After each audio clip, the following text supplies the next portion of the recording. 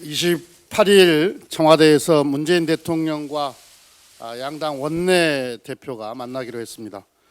대통령과 여야 원내대표가 만나는 것은 여야정 국정상설협의체 회의 이후 1년 6개월 만입니다. 20대 국회에서 여야정 국정상설협의체는 1차 회의를 끝으로 더 이상 가동되지 못했습니다. 정부와 국회의 협력이 필요했던 많은 순간들을 속절없이 흘려보냈습니다.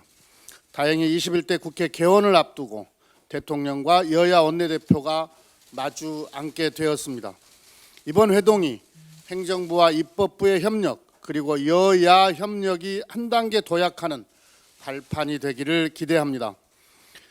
이번 회동에서 다룰 핵심 현안은 코로나 위기 극복을 위한 정부와 국회의 협력 방안입니다.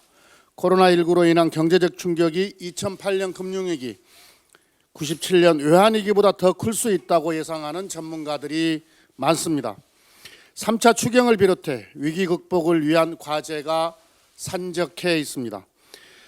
정부와 국회가 긴밀한 협의를 통해 속도감 있게 대책을 마련해야 합니다.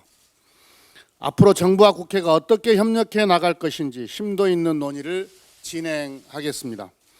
국가적 비상 상황에서 열리는 이번 회동에 우리 국민들께서도 큰 기대를 하실 것입니다. 여야가 위기 극복에 대한 공감대를 형성하고 국민의 기대에 부응하는 생산적 결론을 도출할 수 있도록 노력하겠습니다. 어제 여야 원구성 협상을 시작했습니다. 이제 21대 국회 임기 개시일이 5일 앞으로 다가왔습니다. 원구성 법정 시한인 6월 8일까지는 약 2주 정도 남았습니다.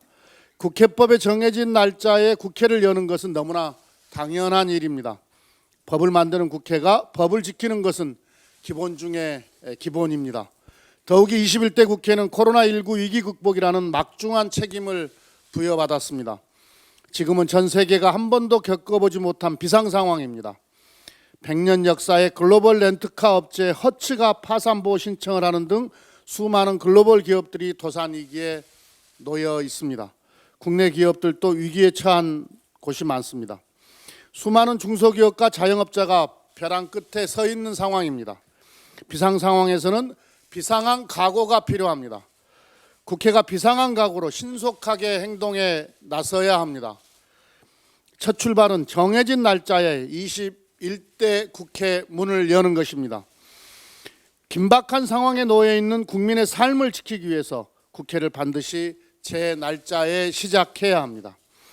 또한 일하는 국회 시스템을 갖춰야 합니다. 국민의 절박한 상황에 응답하는 일하는 국회가 되어야 합니다.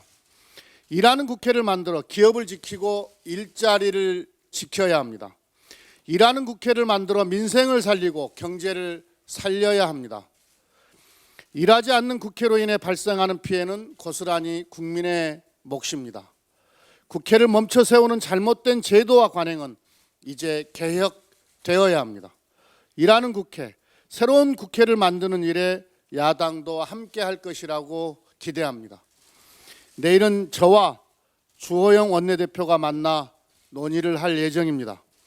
일하는 국회의 초석은 신속한 원구성입니다.